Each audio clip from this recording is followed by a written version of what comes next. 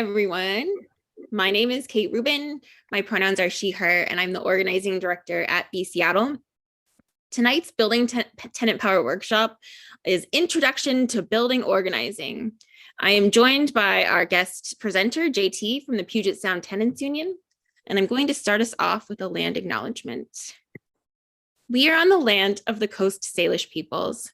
I would like to recognize that we are occupying the traditional land of the first people of Seattle, the Duwamish people, past and present, and honor with gratitude the land itself and the Duwamish tribe. As we do this important work on these lands, we understand that our collective liberation cannot happen without Indigenous sovereignty. We encourage each of you to sign the petition for federal recognition of the Duwamish tribe, and if you're able, visit the Longhouse and pay rent to the Duwamish. You can learn more from Real Rent Duwamish. We'll include a link for them in the resource guide that will be sent after the presentation. Our resource guide also contains contact information for the Renting in Seattle helpline, the Seattle Department of Construction and Inspections, also known as SDCI. They're responsible for enforcing landlord-tenant laws, and the Seattle Office for Civil Rights, as well as a bunch of other organizations that provide services to renters. I want to briefly review our community expectations for this evening before we get started. Please remain muted while the guest speakers are presenting. This workshop is being recorded and will be posted on YouTube, so if you're concerned about privacy, you are welcome to turn off your camera and/or change the name displayed on the screen. To do this, go to Participants, right-click on your name, tap Rename, and type in the name by which you'd like to be addressed. There will be a Q&A session after. We encourage you to get more involved with B Seattle. We're seeking table volunteers, flyer friends, and people interested in developing their skills as part of a tenant leadership team. We host 2 renter council meetings every month: the Elder Renter Council, which centers renters age 55 plus, and the Seattle Renter Organizing Council. These councils were created for renters to work together to strategize and fight for renter protections that they feel are important to their communities, give and receive peer-to-peer support for folks organizing in their building, which hopefully you'll be doing, grow renter power, and build community. We'll drop links to sign up for the email lists in the chat. Before we jump into the presentation, I want to share some upcoming events for renters and other folks that you should be aware of. So tomorrow, Thursday, February 23rd, from 5 to 6 p.m. at UW Savory Hall 156 and on Zoom, there's going to be a renters' rights workshop. Are you a student wanting to live off campus or a tenant in Seattle? Join Students for a Democratic Society and Student Legal Services for an overview of your rights and responsibilities. Topics include reviewing a lease, moving in, moving out, security deposits, subletting, and raising rent. Knowledge is power. You can't exercise your legal rights if you don't know them. Saturday, February 25th, 9 a.m. to 3 p.m. at the Filipino Community Center. It's the Seattle Home Fair hosted by SDCI. They're wrapping up their annual home fair with an in-person event. It's on Rainier Ave starting at 9, and RSVPs are appreciated if you're planning to attend. Also Saturday, February 25th, from 1 to 3 p.m. at the Station Coffee House, there's going to be a mutual aid book pop-up featuring free books centered around abolition and Black and Indigenous authors. Monday, February 27th, 8 p.m. at the Comet Tavern, Black Girl Magic Trivia supporting Lavender Rights Project. This event is celebrating inspirational Black women. And Wednesday, March 8th, from 3 to 4:45 p.m. on Zoom, Solid Ground Rent Smart webinar, Housing Search Part 2, Overcoming Barriers to Housing. This is the second of a 3-part series on your housing search. It focuses on overcoming barriers that prevent tenants from successfully getting into rental housing. Topics include tenant credit information, evictions and orders of limited dissemination, dealing with past debt, criminal history on a tenant record, and landlord discrimination. Thursday, March 9th, 6:30 to 8:30 p.m. at El Centro de la Raza in room 311. or online via Zoom. It's the next meeting of the Seattle Renter Organizing Council. As I mentioned earlier, Seattle and the Tenants Union of Washington facilitate this grassroots renter organizing council. Dinner will be provided for in-person attendees. We hope to see you there. And then Wednesday, March 15th, from 12:30 to 2:30 p.m. at the Capitol Hill Library or online via Zoom is the Elder Renter Council meeting. The library is fully accessible and snacks and beverages will be provided for in-person attendees. Friday, March 17th, 9:30 a.m. at Seattle City Hall, or alternatively on Zoom. It's the Sustainability and Renters' Rights Committee meeting. They'll be discussing capping late rent fees at $10. And this is something that we need strong renter turnout in support of. So we'll go into that a little bit later, but please consider showing up and giving testimony in person. It's a little early, but we'll be there with smiles and it'll be great. And that's a tenant protection that I really think that we can win. Wednesday, March 22nd at 6 p.m. is our next Building Tenant Power workshop, The Power of Newsletters. Learn how you can create community with a single piece of paper. Wednesday, March 22nd from 5 to 6:30 p.m. is the Rent Smart webinar, Housing Search Part 3, Renting with an Eviction on Your Record. This is the final installment of Solid Ground's 3-part series on your housing search. It focuses on how you can rent with an eviction on your record, learn your rights, and successfully navigate to find housing. And then finally, Thursday, March 23rd, from 5:30 to 7 p.m. at the LGBTQ Allyship Office is the Renters' Rights and Advocacy Training with Allyship and the Tenant Law Center. Come and learn the steps you can take to support and protect renters' rights in Seattle. Okay, that was a lot of events, so we hope to see you there. Tonight we have a special guest presenter. JT is an organizer with the Puget Sound Tenants Union and a renter. The Puget Sound Tenants Union, also known as PSTU, is a member-run, all-volunteer organization of tenants and community supporters. They fight against abusive landlords, rising rents, and evictions. They fight for better living conditions, lower rents, and dignity for all. Thank you for being here, JT. Hey, thanks so much for having me. I'm JT, they, them, from PSTU.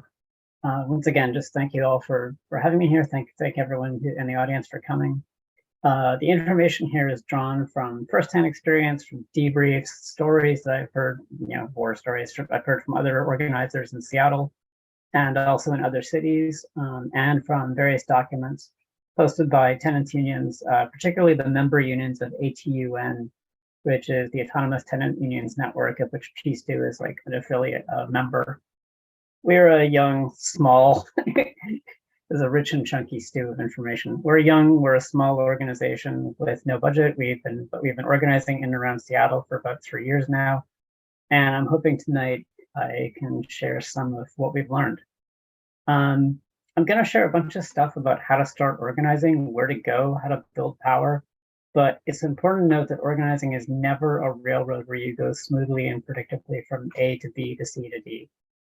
At every stage, the question should be in your mind, like, what am I and what are my neighbors ready for? What can I do to make them feel confident and supported enough to take the next step in the campaign, to make our building a better place to live? You can push people to do something that's hard and risky for them, but ultimately, of course, it has to be their decision. So next slide, please.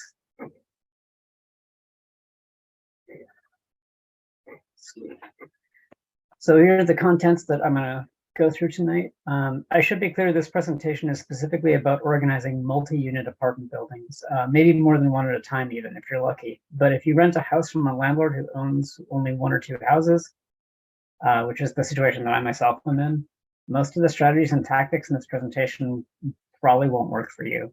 Tenants in large apartments have a structural power that house renters typically simply don't, and at least until we get to that magical place where everyone who rents a house from some hedge fund, all across the country can actually get together and rise like a mighty wave. What a great day that'll be. I hope to see that. We're not there yet. So, all right, anyway, the contents. I'm going to talk a little bit, just like give a little introduction with some overview about philosophy that we bring to tenant organizing, some stuff about strategy and legality. Then we'll talk about research and the early campaign, and just like investigating your landlord, learning about and organizing with your neighbors. We'll talk about petitions, which are kind of like not exactly a centerpiece, but sort of a unifying thread of like a lot of building campaigns. And we'll talk about sort of creating and sustaining community in your building that basically like makes your building more resilient to whatever your landlord throws at you. And by the way, I'm not watching the chat, so if anyone, Tanya or Kate, if you want to like yell out when someone like posts a question in the chat, like by all means, please do. All right, and if we can go to the next slide.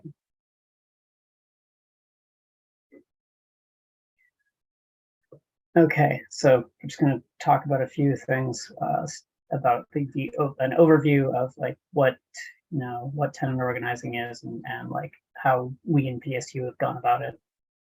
Go on to the next slide, thanks. This is our sort of statement of what we believe about tenant organizing. Tenant organizing is, in fact, about struggle. Everyone has had an experience where they had a great landlord who was, actually fair to them and treated them like humanely, but by and large, the experience is one of struggle. The interests of tenants and landlords are as opposed as the interests of employees and employers. Your landlord almost always wants to extract the maximum rent from you and your neighbors with the minimum effort and expense. And you should assume that that is the attitude that they are going to bring into, whatever conflict you have with them. That is going to be their objective. The larger the landlord, the more true this is. Yeah, next slide, thank you.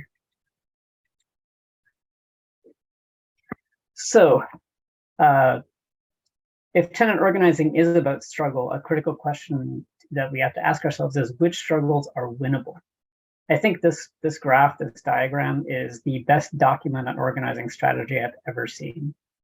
If you've tried asking nicely for what you want or what you need and you got nothing or less than nothing, it is time to start looking at this graph.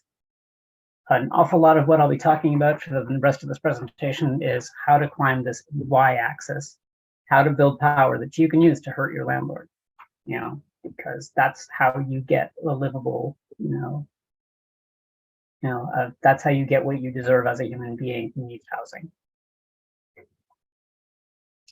All right, next slide.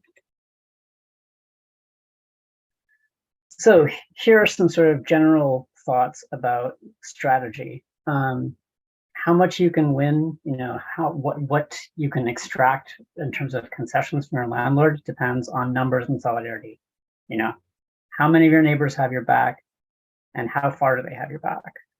You really want to build the power to confront your landlord or maybe their property management company, whatever, whoever it is that's standing between you and what you need as someone who deserves like healthy, like, affordable shelter.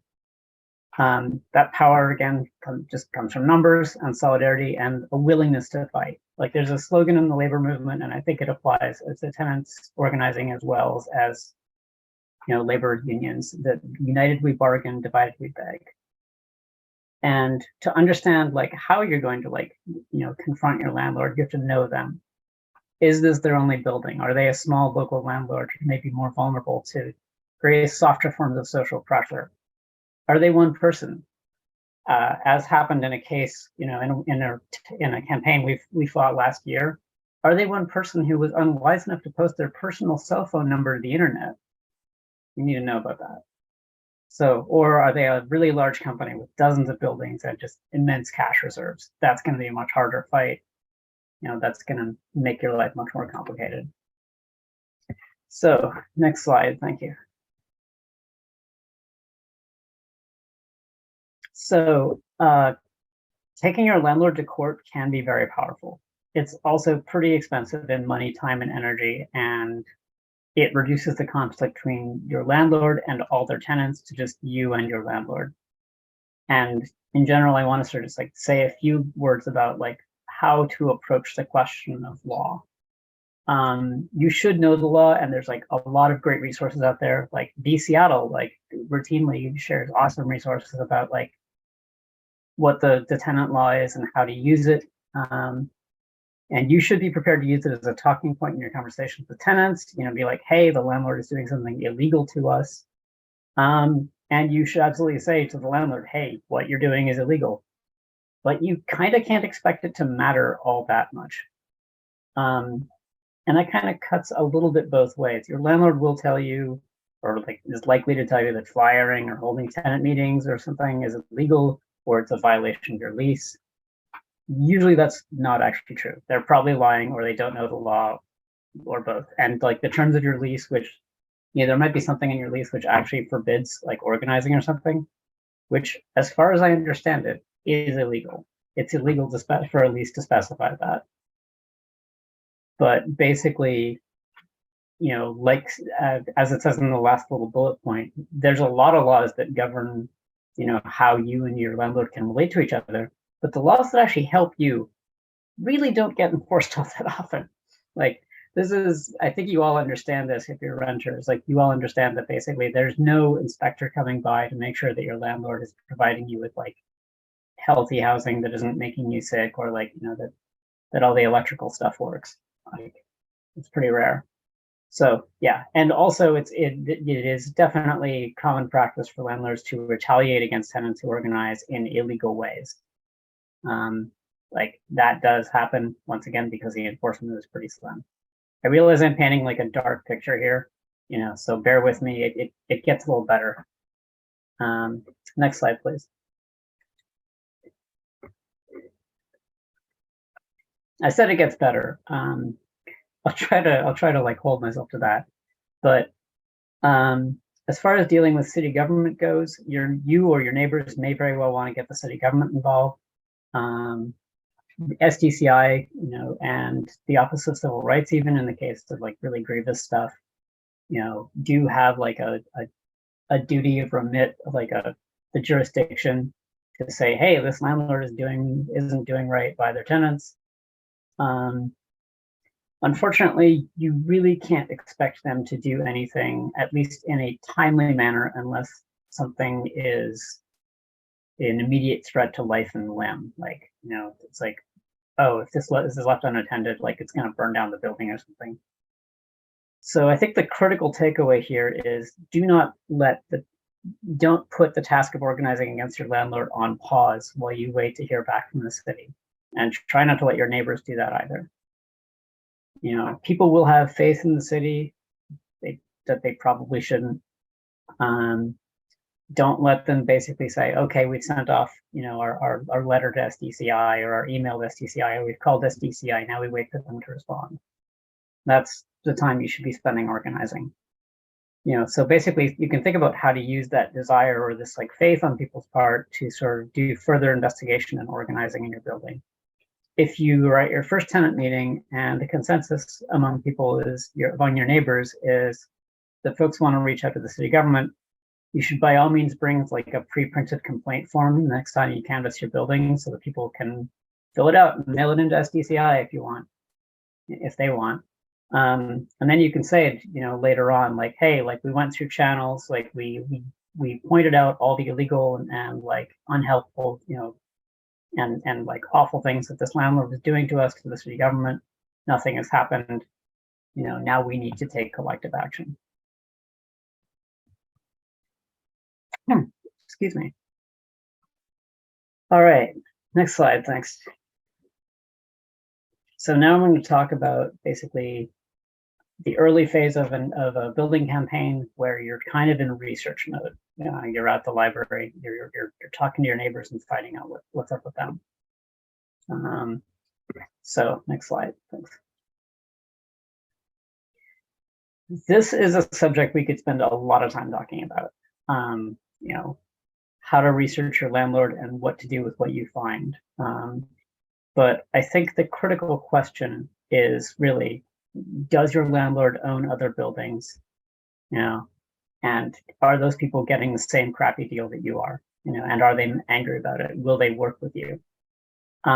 You should note that basically one person or company frequently owns multiple buildings through different like LLCs or other corporate instruments. I've done building campaigns in like a bunch of places where basically a landlord owned like over a dozen buildings, each one through its own like LLC. So I ended up having to like click through a lot of like databases, hosting like open information about like, corporate structures and so on, looking for like a thread. It's like, oh, is there a name that pops up over and over again? I'm not going to teach you how to do all that stuff here. Just look at these links. There's some pretty good, there's Seattle Solidarity Network PDF, outlining how to research your landlord is great. Someone in my organization wrote a more detailed research guide. And if you want someone to sort of like work with you, I should actually say, like, if you want someone to like help you with this project, by all means, reach out to Puget Sound Tenants Union. Glad to have you. We're at soundtenant.org on the first slide. The other question you want to like sort of ask is, does your landlord evict people? And that basically entails searching court records for unlawful detainer cases. That's the formal legal name for an eviction. Anyway, next slide. Thanks. Hey, this is yet another topic that we could literally spend easily an hour talking about. I actually gave a training about this to the Seattle Renters Organizing Council, and we spent half an hour talking about it, and I don't think we covered everything that I wanted to cover. But basically, yeah, I'm gonna direct you to the canvassing guide that we wrote. But I think a really critical question, obviously you want to know who's got what issues, but you also want to know like who's talking to who's friends with who knows who in this building. Are they like, are people interested in staying there, like, or are they just basically imagining they're just blowing through, they'll be gone in a year? And really importantly, as you discover like what people don't like about living in a building, there are organizable and non-organizable grievances. That's like a really critical question. And that boils down to, are they angry at the landlord or at their neighbors or at like some other factor, like unhoused people in the neighborhood? Like, I worked for 6 months in a building that basically literally none of the doors locked. Like, I never had to like ask someone to buzz me in because none of the doors like closed properly. So I could just walk up to the thing and sort of bump it with my elbow and walk in. And naturally, like, when it got cold, unhoused people also did this. So, what most people were mad at was they were not mad at the landlord. They were mad at the unhoused people who walked in the doors that the landlord like left unrepaired, like left in like an unoperable state. So, if you think you can turn that around, if you can have a conversation with them and be like, hey, look, isn't it like the fault of the landlord who's supposed to provide us with like working doors? I'm pretty sure that's like a baseline expectation of like renting a place out, is that have doors that lock. If you can turn that around and you think you can basically get people angry at the landlord instead, great. But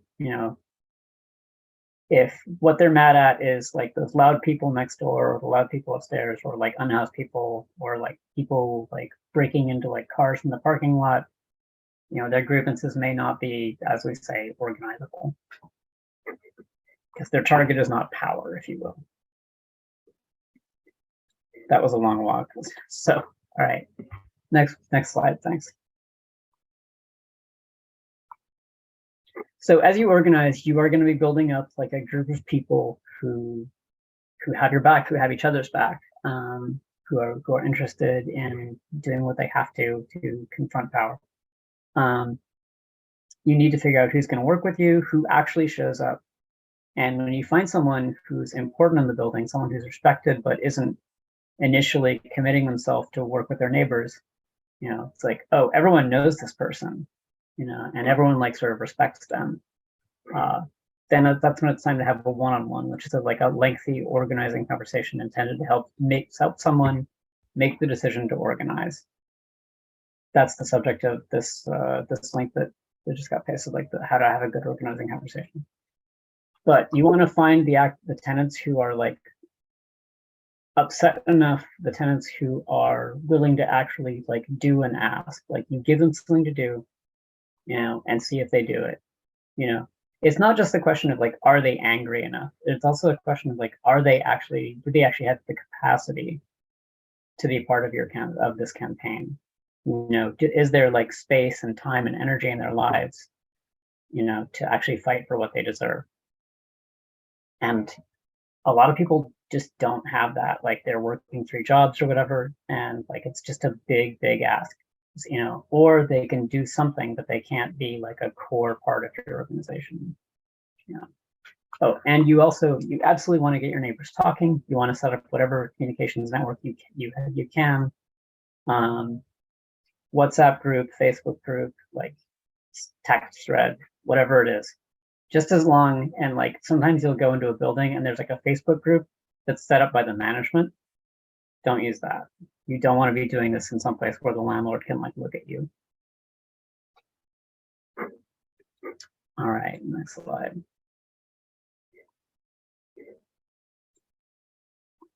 This is a big thing. Basically, you're going to need to bring your neighbors together, and you want to have as many people there as possible. So you're going to have to do a bunch of setup to basically to have it be as successful and as powerful as possible. You need to text your neighbors, ask your neighbors to bring their neighbors, do whatever is necessary.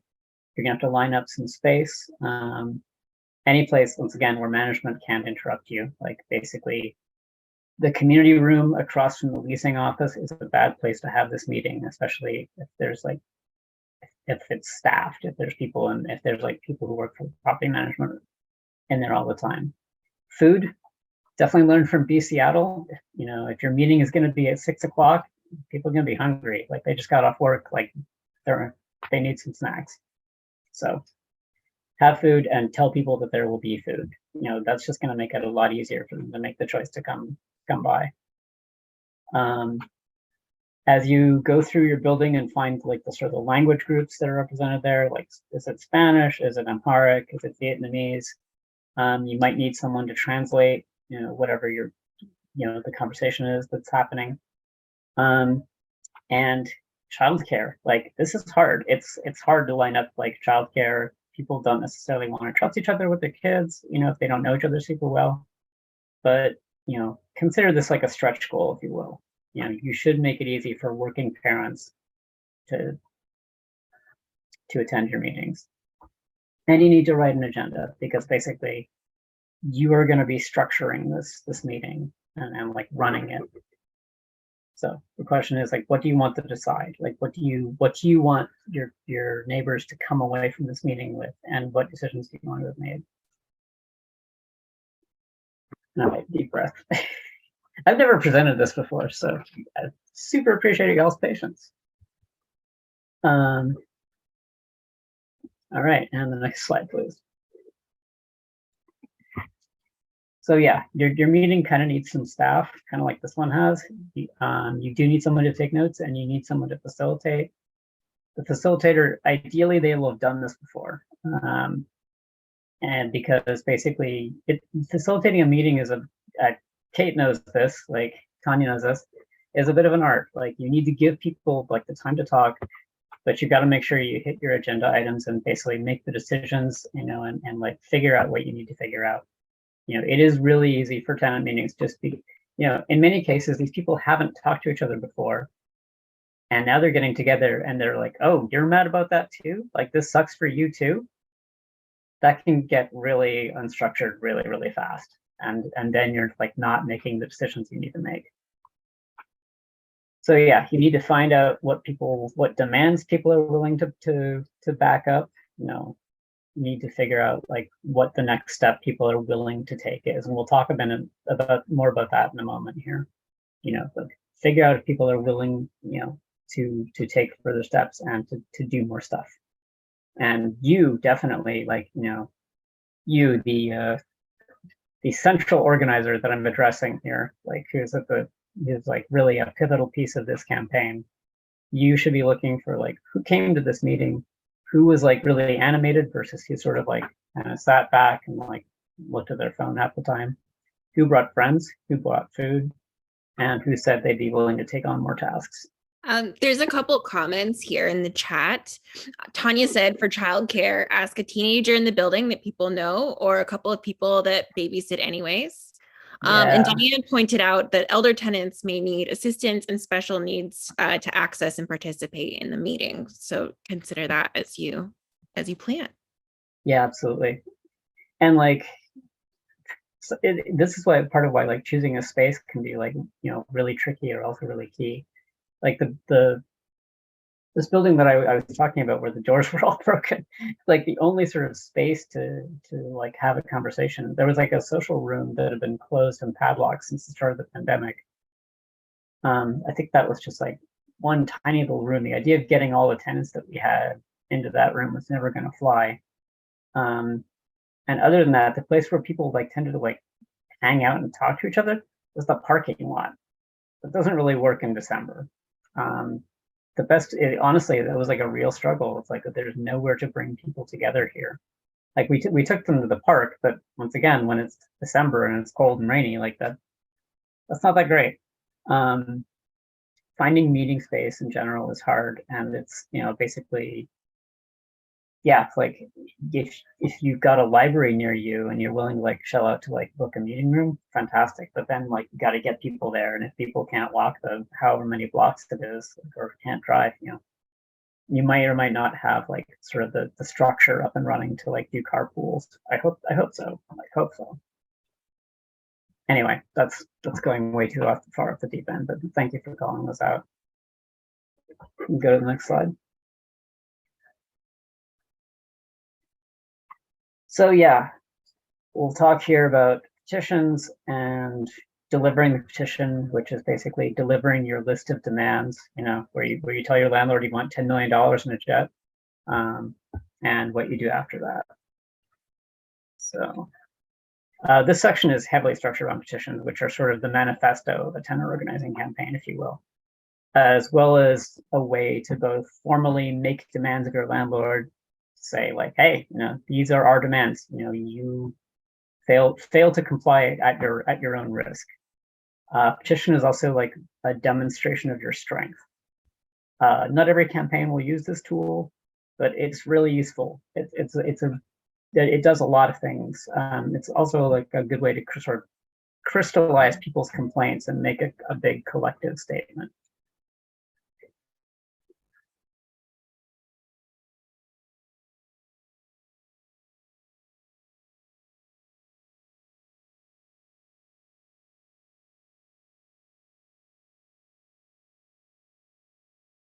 Did JT freeze? Okay. We will give them a second to come back. I'm stuck on the slideshow. Oh, they're back. Oh, okay, cool. Sweet. Okay. Thank you. All right. So yeah, as I said, basically the petition is like this vehicle for like collecting, documenting, and presenting the grievances of you and your neighbors. And it's a warning. It's like a shot across the bow to your landlord, like, hey, we are all asking for all of this, so you need to be ready to back that up. So be thinking about your sort of like your escalations from this point. And this should be like the sort of these should be. I try not to use terms like this, but these should be your sort of maximum demands that you can get people to sign on for. You should ask for like, not just for the rent not to go up, but like, you might as well ask for the moon, honestly. You definitely won't get everything, but you should ask for everything. There's a great slogan from like Paris, May 68. It's like, be realistic, demand the impossible. Like, don't ask for them to like, I don't know. Yeah, just don't be afraid to ask for a lot. So, and to basically make it as sort of as inclusive and like appealing to your neighbors as possible, it should lean on the complaints that everyone had when you were talking about like what's wrong in this building, but it really should probably include every issue that you've identified at the doors. And it should also like sort of use the law as a cudgel or a weapon to be like, hey, like we know you're doing illegal stuff, you know, we know that you're in violation of RCW 501c3. Don't quote me on those laws. Let them know that basically you're onto them. And lastly, this is really critical, do not deliver a petition without at least 80% of tenants signed on, because you don't want anyone to like be easily singled out for retaliation. You want the landlord to know from this statement that you and your neighbors have each other's backs, that you're in solidarity. I want to tag on to that real quick. If you are in like a massive complex with hundreds of people, you could go less than 80%, but it still needs to be a significant chunk and so that nobody can be targeted as the problem tenant. Yeah, absolutely. That's exactly right. I would like hesitate to deliver even if it was like 1,000 units. I would hesitate to deliver a petition with less than 50% of the units signed on. Yeah, 50% is a realistic goal in a massive complex, I think. Yeah, and if it's like 20 units, man, if you can't get 90% of people signed on to a petition, like that's a sign of ill health. So yeah, you're going to be delivering the petition, and like doing this is like a form of protest. You're going to be doing protest stuff, like, and you're going to need like you might want to like basically ask around among like your neighbors, like, you know, who's been in a protest before, like who's done sort of confrontational things before. You need to choose like a target, which could be, there's a number of possibilities, like the landlord's office, the property manager's office. Part of this question is like, part of how you choose this is, who do you want to see this? If it's a busy commercial street downtown, do you essentially want to like shame this crappy landlord by letting all their neighbors see? Maybe it's the landlord's house. Maybe you go to this rich neighborhood and you go to the landlord's house and you're like, hey, well, you have this like swank mansion. We are dealing with cockroaches and mold that are making our children sick. Like, having the landlord's neighbors see that you're like in their face, and you're demanding better treatment is pretty powerful. You're also going to need like a script. Just great place to start is to read the petition through the megaphone. Always sounds nice and assertive. You want to find someone with a strong voice who is willing to use it to be as loud and obnoxious as possible. And you want to have some contingency plans up in your back pocket. Like if you're doing this at a leasing office, in the complex or your building, what if as the property manager at a building I was at, what if they just like go into their office and slam the door in your face and they start yelling, hey, I'm calling the cops. So basically what you do in that moment is up to you and what you and your neighbors are willing to do. But like I said, don't fight the cops. There's no way fighting the cops gets you like a better place to live or like a rent reduction. It's not strategic. I wanted to add that sometimes people are really afraid of the delivery if it's too aggressive, and if a large enough amount of your neighbors are not willing to participate in this, there are other ways you can deliver the petition more quietly, but try to escalate it to upper management. People get more activated when they don't get a response as well. So if you said, we sent you this petition 2 weeks ago and you haven't done a single thing on this list or even talked to us about it, that's another way to restart the organizing. Sorry, I lost my train of thought right there. Yeah, back into it. But no, that's absolutely true. Also, like I see Diana in the chat. Like, what if the landlord is like 1,000 miles away? They've probably got some kind of local representative. What you might need to do is like just basically like, in this case, maybe the demand delivery would be like a sort of like a block party in like the parking lot of your complex. and you're basically being like, you know, hey, we're pushing send on this email, but we're having this event to demonstrate to each other that we're all with each other on this, you know. And you can always come for the property manager too. They're supposed to be Yeah, the liaison. So, and they will have somebody nearby. yeah, and maybe you do a block party and you like basically tack the petition to their door, being like, hey, like this is, you know, like your Martin Luther, you know, at the church door. These are our 93 theses on how this place sucks. Something like that. You know, there's usually some kind of local target. I do think that basically you should be careful about not alienating someone that you could potentially get on your side. Like if basically the local maintenance people or like the leasing agent or whoever it is that's the representative of the landlord is actually helpful to the tenants and is giving you like sort of intelligence about what the company or the landlord is doing, you know, and you actually consider them potentially a viable ally, then maybe you don't want to piss them off like this, because it is intimidating and like, you know, it's upsetting to have a petition delivered to you, especially if you don't have any power to actually change any of this stuff. So this comes back to like picking the target. And another thing I'll say is that like if you actually are sort of confronting someone with this, you really need to once again do whatever you have to bring out as many people as possible. There's a fantastic book called Hegemony How To by Jonathan Smucker, where something he says is protests are a demonstration of your power. They can also be a demonstration of your impotence. So it's like when you write the petition and like deliver it, you're sort of like doing a show of force, and you need to make good on that show of force. All right, in that case, like you should definitely deliver the petition to the on-site property manager. Absolutely. Yeah, wait till they're in their office and like, you know, have people assembled to do that.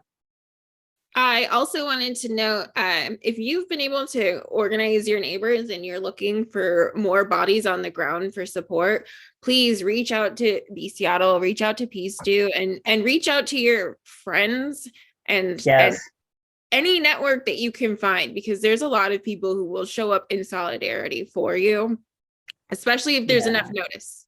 You know, they have a couple of days and they can make calls. We were able to get a council member to show up to one of these rallies. We had the notice and they had the capacity at the time. So that's just something to consider, that it's not just you and your neighbors if you're trying to do a big thing. Yeah, thank you. That's a fantastic point. Yeah, a couple of weeks of notice is really great. Like I could probably turn out like, if I had a couple of days, I could probably bring like 2 friends. But if I had a couple of weeks, I might be able to bring like 10 people. You know, and if this person has never been confronted by more than like one angry tenant, you know, like a broken heater before, like that'll probably make a dent. Like that'll probably like leave an impression. Anyway, thank you. Those are excellent points. Yeah, you should sort of try to widen the struggle if you possibly can, and please do reach out to PSTU. Anyway, we can go to the next slide. So I said that petitions are a threat, and you need to like be ready to sort of make good on that threat.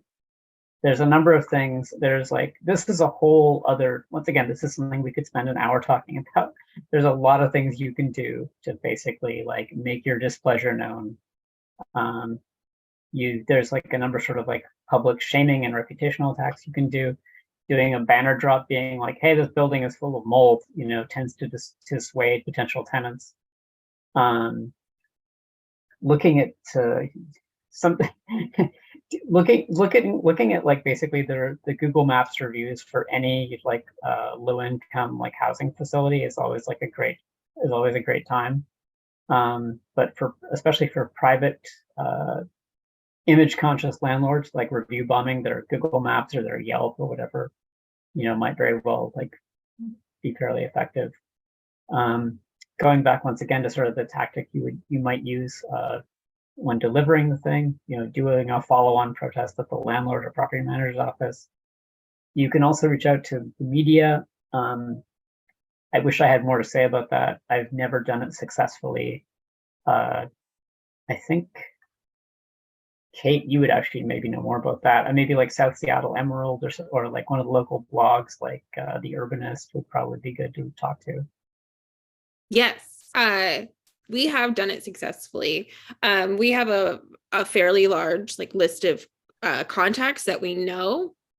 And we reach out when we're planning an event to a lot of them because most of them won't show up, but sometimes you can get one or two. And for example, there was the folks at Columbia Gardens. They had coverage from South Seattle Emerald, and I want to say somebody from from King 5. I'd have to check the past footage, but you know, we had reached out to a bunch of the news stations, and it only a couple responded. So go ahead and go abroad. There's nothing wrong with dual coverage, and reach out to B Seattle or Peace Do if you would like to have a liaison like vouching for you. We can do that. Yeah. I would say for this, for media stuff specifically, reach out to B Seattle. You're way better at media than we are. That's not our forte. However, we are pretty good at phones apps, which are pretty good, fun.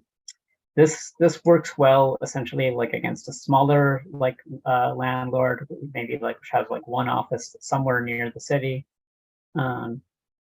What you do is basically you just get as many people as possible to like call in, read a scripted statement, being like this company is mistreating its tenants at 2900 Lake City Way Northeast. There are unhealthy conditions. There's mold. There's like people are in severe danger due to like this and this and this. Just basically have like dozens of people call in over the day, and like it is like a sort of a harassment tactic, but it actually does, like if it's a small enough company, it does really mess up their operations. Like they need to be able to like handle incoming calls, to show units to prospective tenants, that stuff. And once again, there was that just ingenious landlord who really wasn't used to getting pushback from his tenants and who did in fact post his cell phone number online. Better yet, he was still picking up the phone at like 5 o'clock when I called him after an entire day of getting phones out. You're not always going to. I wanted to, sorry, there was something that I forgot to add for the reaching out to the media. We've had the most success in doing that in conjunction with an action because they're very interested in taking pictures and video. So if they think that there's going to be a rally or a group of people or something that can get people feeling feelings, that's a lot more likely to get them out than to just call and say like, yeah, we've got a bunch of problems at this building, because they're kind of like, yeah, so does everyone. Can I ask a question? Yeah, please. So how small are we talking? I have problems with a nonprofit that has 15 locations. Is that considered small? I mean, small would be like one building, one landlord. 15 locations is a pretty big deal. But you should, and I actually, yeah, I would, I'd love to hear about your situation. Like, please hit us up. Like, I'll actually just put it in the chat. Here's right now. But do you have like a sort of specific like tactical question? Sure. And there will be a Q&A after this where folks can talk a little bit more about what's happening in their buildings, right? Oh, okay. Yeah, absolutely. We're not far from the end of this. So if you have a quick question now, I'm happy to take it. But otherwise, we'll absolutely like touch on your situation at the end of this.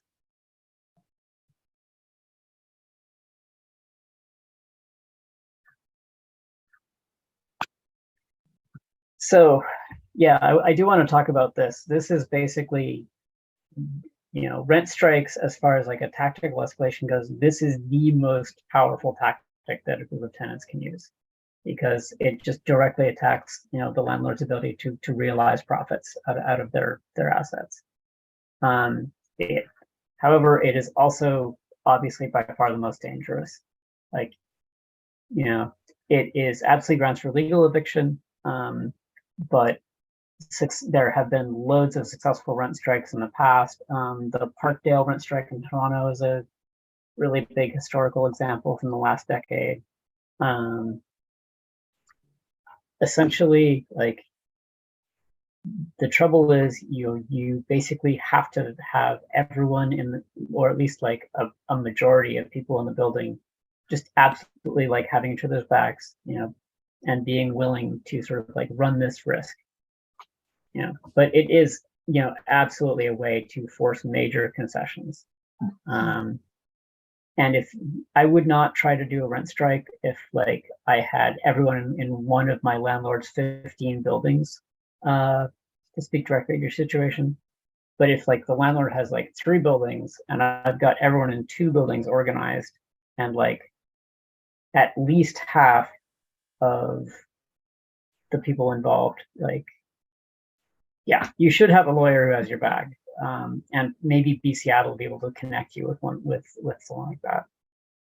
But yeah, but like the critical point here is basically the fewer people withhold rent, the more dangerous it is. Like, this has to be something that everyone is in together. I know this is like a big wall of text, so thank you for your patience. There's like a lot to talk about here. And like you can be assured that, first of all, this will produce results, but it will also, result in like the landlord finding some way, legal or illegal, to retaliate against tenants who are doing it. I think that's it. So for the slides, so go on to the next one.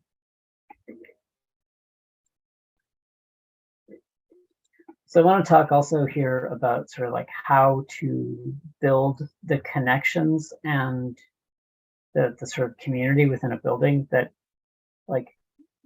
allows you to pull all this stuff off, that makes people feel sort of safe with each other, that makes people feel that they're supported, to have this fight, to get what they deserve.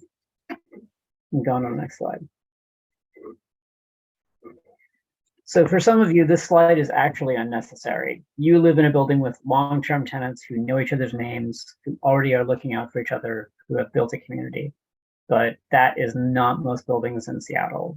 Most of the people in the buildings they've worked in don't know their neighbors. They kind of expect to be living somewhere else in a year or two. And in many cases, they are right. And those are factors that do not encourage people to fight to stay where they are and make their housing something more like an actual home. So yeah, you need to give people stuff to do, but you also need to give them ways just to be human with each other, to have fun. You need to hold regular meetings because people need to sort of keep updated on what's happening in the campaign. They may or may not read your text messages, but they will like listen to each other when in a room with each other. But you should also just like have parties. Like, if basically the building has like that life and that community, yeah, like people will be more willing to fight for it. And you should also just support each other however you possibly can, like as you normally would. Like if there's someone sick, like if there's someone who needs their kids washed, any of these things.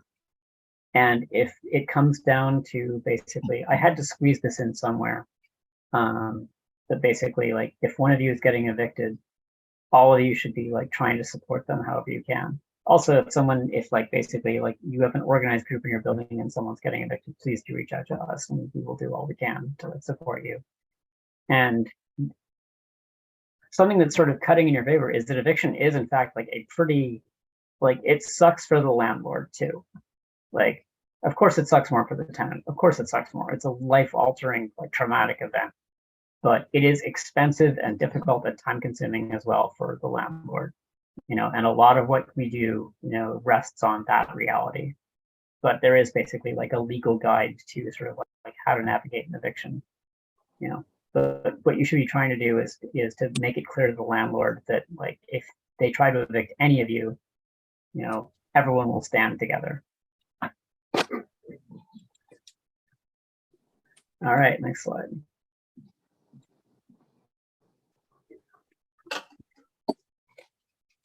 Something that I think everyone who's like organizing with their neighbors should think hard about is forming a tenant association. This is like a labor union. And basically, like if you go into a Starbucks and the workers are all unionized, a tenant association is like the union that represents that Starbucks. It's a formally organized group of tenants, you know, who can collectively decide how they're going to interact with the landlord. This is the more united we bargain, divided we beg type of deal, you know. And you can think of it as basically like the way that you defend yourself. I'm not going to go into this too much because basically LATU wrote a great handbook about it, and there are other resources around the web. But it's just a way to sort of formalize what you're doing. It's the way to formalize the relationships you're building with each other and the solidarity that you have for each other, and to sort of make decisions together in a democratic way. Next slide, thanks.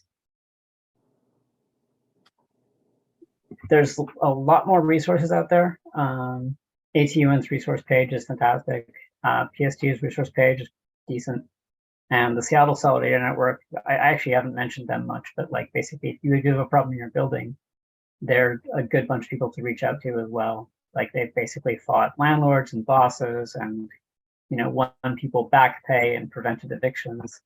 They're great. But yeah, this is, if you're really ready to organize your building, you should be reading some of this stuff. And I think we can go to the next and last slide. Yeah, that's it. That's about it. But like, I think that my duty to my organization is to say that if you are unable to organize your building, but you want to help other tenants fight or their landlords, please come and join us. We can always use more people. We're a great bunch of folks. So yeah. I'll vouch. So at this point, they're great. Oh, we're not quite there yet. yeah, it's all good. So we have GT for another like 15 minutes. And I also wanted to plug the Seattle Renter Organizing Council. If you're organizing, that might be a good place to go and get peer-to-peer advice from other people who are organizing in their building, and also to ask people to show up for your actions. It's small-ish, but we have a list of like 160 or so folks who are interested, and it's growing every day. So definitely consider that as a place to go. For additional resources, that's where you can always talk to somebody from Seattle. You can usually talk to someone from PSTU. You can occasionally talk to someone from the Tenants Union. You'll also get to talk to all your peers and say, like, we tried this and it didn't work that well. What could we do differently? Okay, I feel like the Tenants Union hasn't been reaching out to people because I know they're probably super busy at the moment. So, and do you guys help everybody other than just the city of Seattle? Oh no, we'll help anyone in that we can sort of like reach. We've worked with people in Burien, people in Everett. Okay, I'm on the east side. I'm in Kirkland. Hey, do you have an email address? Yeah, I'll just type it into the chat. It's not the soundtenants.org, is it? It's contact@soundtenants.org, yeah.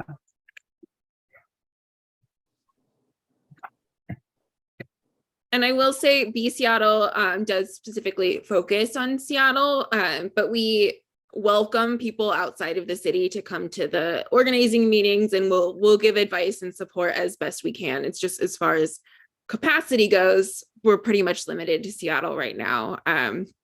But we do have resources that we can share with you. And obviously you can connect to PSTU.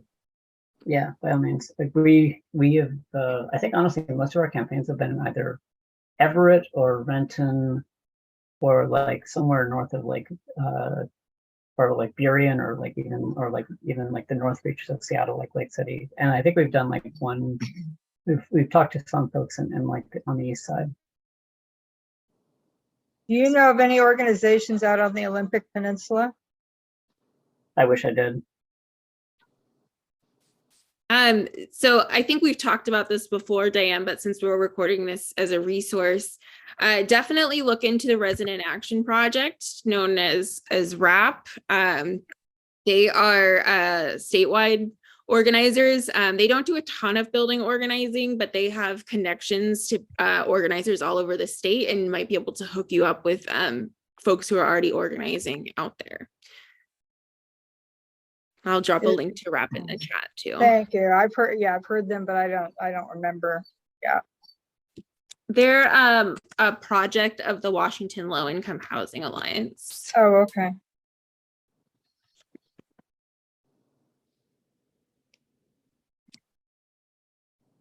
Thank you. So I'm sorry, I see your name as Google Pixel 7 Pro. I didn't get your actual I'm name. sorry, guys. It's I didn't take the time to put my name in there. My name is Michelle Billing. Pleasure to meet you. So Thank do you. you have any sort of immediate thoughts about this, or like any I questions? do, because we're experiencing a lot of problems with the nonprofit. I don't know if you want me to name them or not. I do. It's, Yeah, I do. it's Imagine Housing. Oh, okay. They have 15 properties, building a 16th property, but there's multiple problems at all locations. We are trying to organize, but we're finding it very hard to organize and keep everybody together. But I have a quick question, because you guys bring up eviction. So explain to me why an agency, nonprofit, or even a management company, because they contract management out to somebody else called Allied Management Company, who is horrible. Allied Residential, I think is what it's called. And so anyway, so why is it they have to do an eviction if a tenant is causing problems and not abiding by the lease? Why can't, if in most of our cases here, after a year, we're month to month, why can't they just give notice and tell these people they need to go because they can't behave themselves? Because there's no accountability here. Yeah, honestly, I can't really answer that question. I assume there's some kind of institutional incentive or like motivator. I also wanted to touch on that we as organizers do our absolute best to help people resolve their issues, but we never want to get anyone kicked out of their housing. Right, exactly. That's not the goal is not to get people kicked out. I've come from homelessness and I understand that completely. But if you have a resident that is not abiding by the lease and there's multiple problems and they continue to have this history and pattern over years, at some point you do need to tell the tenant they need to go. Because there's no, like here, there's no proper protocols or procedures. In the real world, you know, you would have a verbal warning, written warning, second written warning, third written warning, and you'd be out. We don't have anything. So we have a couple of neighbors consistently causing issues for years, and now they're escalating and legally causing issues. So explain to me why we can't have a tenant go if the case is, and why is there no accountability, and what do you do to get a management company to give accountability? There's no 10-day notices. There's no nothing. So when a tenant breaks the law, why is stuff not being done? So I imagine they, yeah, go ahead. I think maybe a question is, what would you like to see management do to resolve it beyond just getting someone booted from the community? Proper protocols and procedures, and I would like accountability, because at some point this stuff, if like say for today a tenant breaks the law towards another tenant, let's just say they damage private property, that tenant should automatically receive a 10-day notice. And if you obviously, since we're nonprofit, you can get 4 10-day notices in the span of a year, and then it's legal grounds. They could legally evict you. But like I said, there's no proper protocol and procedures. So I would like to see that in place. I would like to see the tenants held accountable for their bad actions, to say, hey, you got to stop doing this, because right now, because there is no accountability, the tenants can run amok. So I'm gonna pause you right there. Okay. I think rather than putting the onus of the behavior strictly on the tenants and then management to kick them out, you should be considering what these tenants need in order to follow the rules. And it sounds like some of them may need more supportive housing than Imagine Housing is able to offer them. So I think one of your demands could potentially be referrals to more supportive housing or transfers. But Those aren't you just allowing them to have the behaviors at a different place if you're changing housing? I mean, obviously people don't really change. And so the behaviors are just going to go along to the next place that they go to. So I don't know. Again, I mean, I think basically, it's about, I don't know what the solution is in your particular case. I'm sorry, Kate. it's Yeah. about what do the people living there need in order to follow the rules. And there are just some people who need far more support than independent living, or far more guidance. And there are certainly all types of housing. And Imagine Housing could be doing referrals for people who have mental health issues and behavioral issues. They're not, and they're given funds for this, and they're not using the funds for what they're meant for. So We've that's never had a demand. Yeah, we've Yeah. never had a mental health person come out here and help anybody. I've been here almost 9 years now. So trust me, I know the system. I've learned a lot because I'm educating myself about this stuff, because there's a lot of us that are fed up now. And this is what they're forcing us to do, is to find out what our rights are. And like I said, I would like to see better communication between us and the management and Imagine Housing, and more proper protocols and procedures and more accountability. And it just seems like it's just, why does everything have to be a fight? I don't understand, like, and why does everything have to be a secret? It's like they don't want to include us into things. My guess would be essentially that they're cheaping out, and they're basically telling you as little as possible, so you have little purchase to, like, Right.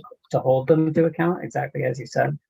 So, like, yeah, I would definitely think that if you get together with your neighbors and you're like, look, like, this is the situation, these are like the conditions we have to deal with. Like, this is the negligence of this like landlord. At least if you basically get together with people and, like, put together a petition and be like, look, these are the problems you are failing to address. Where's the mental health support to, like, to, so that we have a safe living situation? Where is the accountability? Right. But you also, can at least get more states communication. it also states it in the lease that you're not allowed to harm, harass, or annoy other residents, and they're not abiding to the lease. So I really believe we have grounds to obviously take this legally, because they're not doing their job. And and we're talking about the management, but yet Imagine Housing contracted them, so Imagine Housing has to take some responsibility for it as well, because it's not being, they're not following the lease. So is Imagine Housing also, you said it's nonprofit, is it tax credit or HUD or Yes. somehow federally Yes. funded? So you Yes, can ma'am. also contact the government. You can also contact the local HUD person. Because I'm in a HUD building, so I've done a lot of homework in the last couple of years too about issues. So you're talking to your neighbors about this stuff. Your neighbors are talking to you about, like, the situation at your building, and you've done all this research. So are they ready to sort of, like, start like, have you had, like, a meeting with them yet, like with your neighbors, to, like, talk about how you can respond to that? That would be my first step. Basically, just, like, get people together and be like, this is what this landlord is doing to us. The problem is the majority of people in my building are like my age, middle age and seniors, and they're afraid of losing their housing, so they're afraid of speaking up. Exactly. I'm in the exact same situation. I'm in elder housing, and everybody's afraid to say anything. Yes. So, and that's another thing we're running into, is like, we really want to do something, but we don't know quite what to do and how to do it, and then to make sure everybody's safe doing it. Yeah, I think basically, I hope that people will be like, hey, like, things aren't going to get better if I don't take some kind of action. And, like, in this case, maybe what you do, if there's like a local, is there like any kind of office of the company in your building or near your building? Oh, they have the management office. There you go.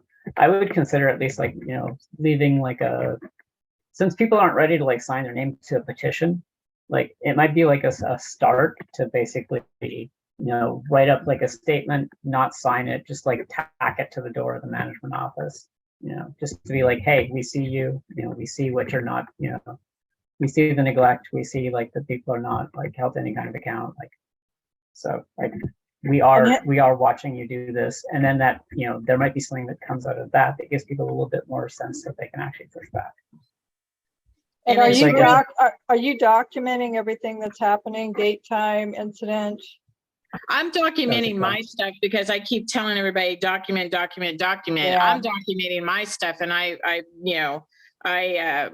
believe in documentation because it goes unanswered and there's no response. So, but that's on them. That's not on us because we're doing our part. So when, technically when it does hit the fan, they're going to have some explaining to do because we have, put the word out, and, and especially if in certain situations like the one tenant, several people have come forward to say that there's problems, and we don't feel safe because of this tenant. And at what point do you guys do your job? I want to just make it super clear, at least on B Seattle's half, that this is not something that we would support in this manner as far as holding a tenant accountable. That leads to eviction and displacement and homelessness. And no, I'm just saying that you need. Let me finish. Yeah. But the thing that I wanted to touch on is that we're also, as part of the Seattle Renter Organizing Council, there's a work group that just started that's trying to get renter representation on boards of directors for housing nonprofits. We have an example of Community Roots Housing that has a tenant on their board of directors who can speak directly to the CEO and the entire board and bring tenant complaints and concerns to them face to face. And so that's something that a lot of people have expressed that they would like for their housing provider. And Imagine Housing, it might be an idea to target them and pressure them into getting renters on their board of directors to give them feedback on how they're running their buildings. And who do we contact for that? Well, it's a work group. It's part of the Seattle Renter Organizing Council. So if you want to be a part of that work group, you can email me. My email address is kate@bseattle.org. I'll put it in the chat. Sure. Tanya, I saw you 5 minutes ago, and I just wanted to give you a chance to say something.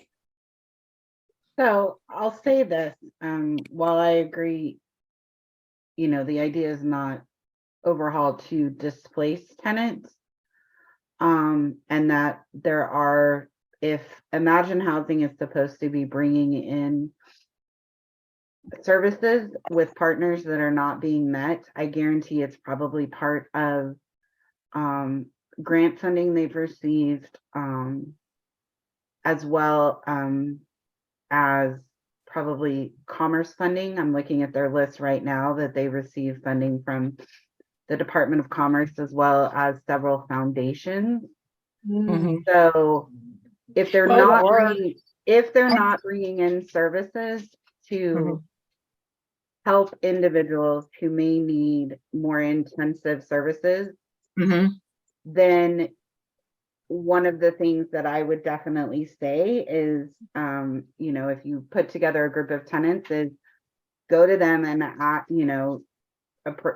approach them and say, what do your grant contracts say? What are you getting the money for? They're because they started through a church. I just did a quick deep dive. Because they started through a church as a nonprofit, you should be able to pull their tax returns and find out who they're getting money from and what they're getting money for. Okay. And from there, you can look and see exactly what they're saying they're spending their money on. So what we have done is we have discussed starting to hit their funders, because you figure if you get their pocketbook, maybe they'd be willing to listen a little bit more. So they're all over. They're in Bellevue, Kirkland, Issaquah. Kirkland locations, there's 3 of us. We got together and hit up the city council for the city of Kirkland to say, don't give them funds if they're not willing to address the issues. But what happened is they ended up getting the funds anyways, because Imagine Housing's new CEO just simply emailed a letter saying that they had addressed the issues when they in fact did not. See, so these are, no one's holding Imagine Housing accountable. Nobody's watching them. Right. I'm gonna have to So- drop off at this point, but I wanted to say just like thank you for bringing this up, and also thank you for everyone who came to this, and thanks again to Be Seattle. So Thank you Thank you. so Thank you, much. and please, that was awesome.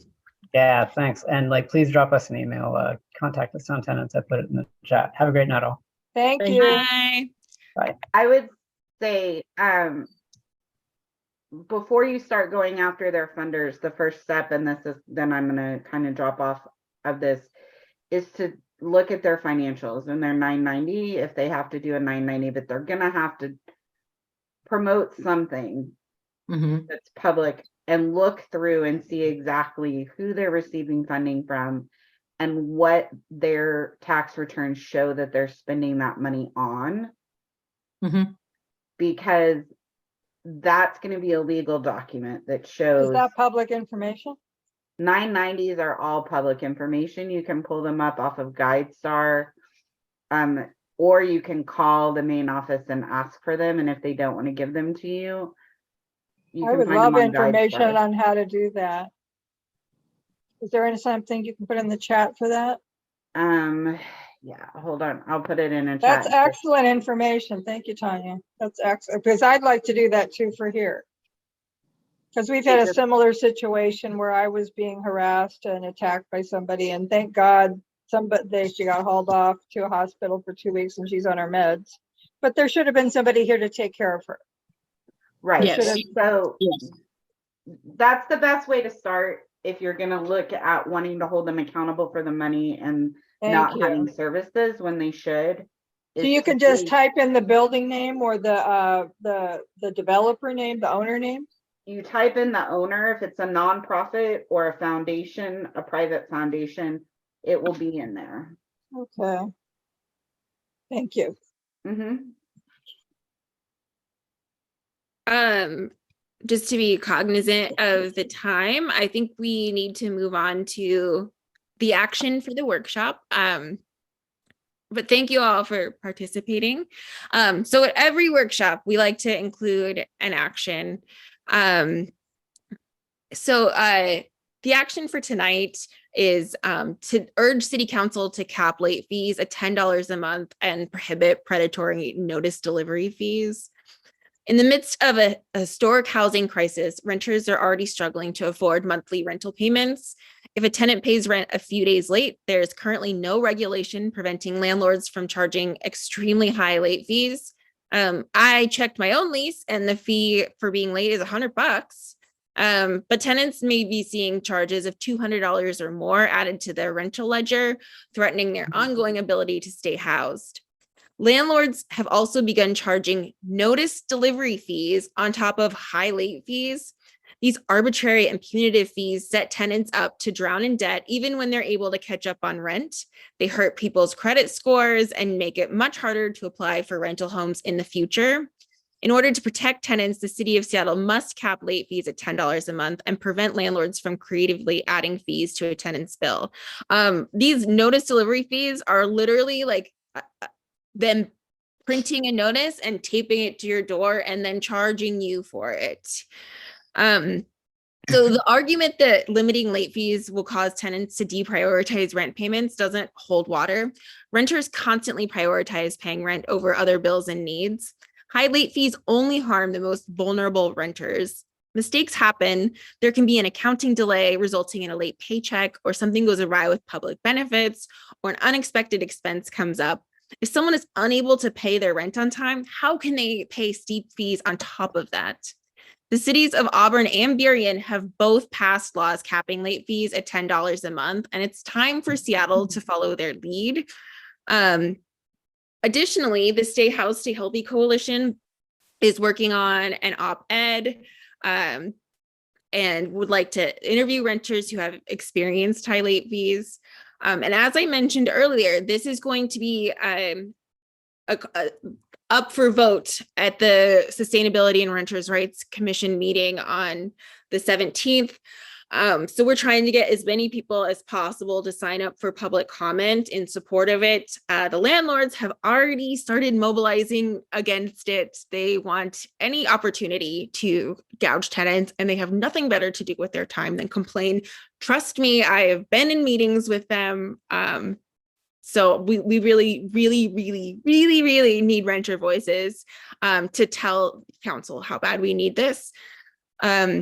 So the Stay Healthy Coalition has put together just an action network letter that you can fill out and change it to your own personal experience. But please send a letter to City Council. It only takes a few seconds in support of this really important legislation. Can I ask a question? Yes. Is this, because I always pay on time, so I've never had a late fee, so I didn't know this was even existing.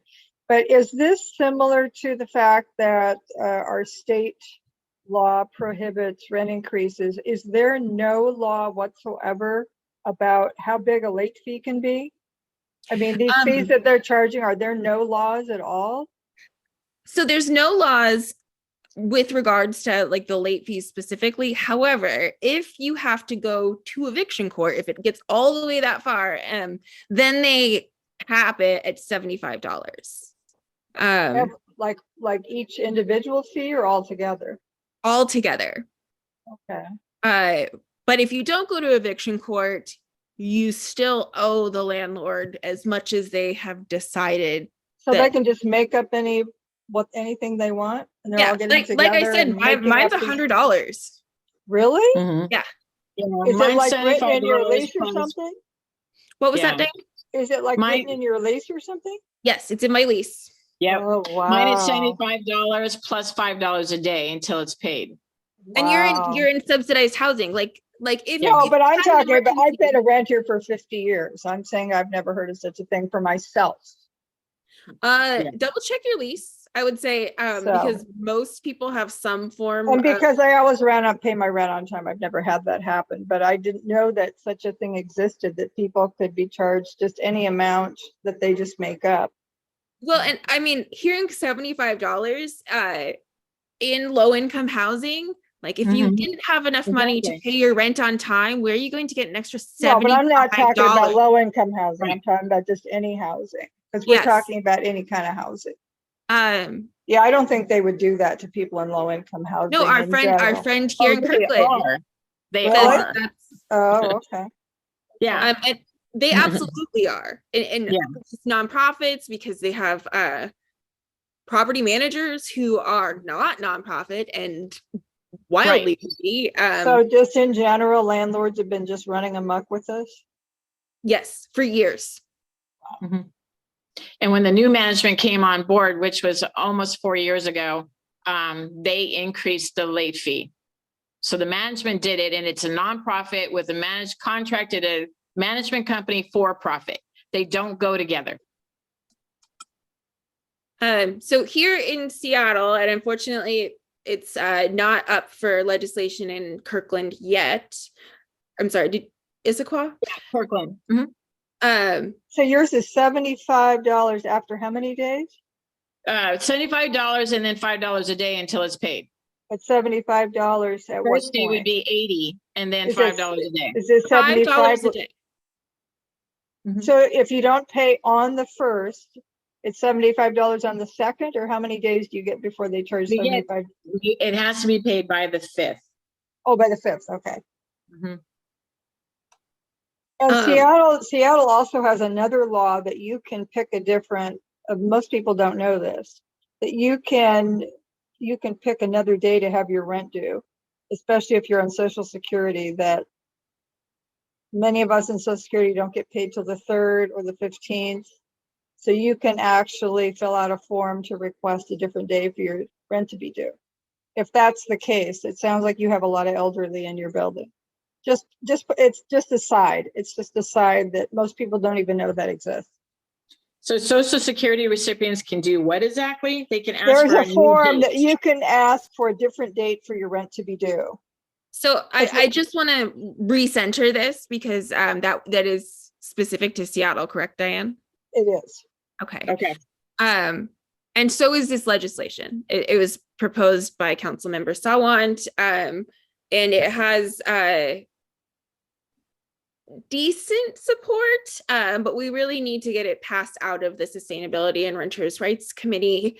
And Councilmember Nelson has already made it like very clear that she doesn't want this. So we have to pressure the other council members. Big surprise.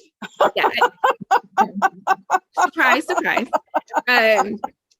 So please share this with your networks and fill out this form. It'll just take a few seconds. We want to get them we want to show council that this has wide renter support.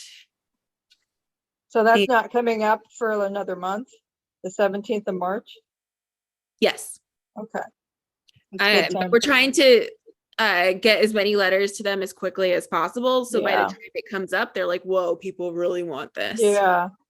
And, you know, even though this is just Seattle starts a lot of stuff that then spreads to other cities. And then now a lot of things that Seattle and other cities have done is getting escalated to the Washington State Legislature right now. So that's how a lot of this stuff works.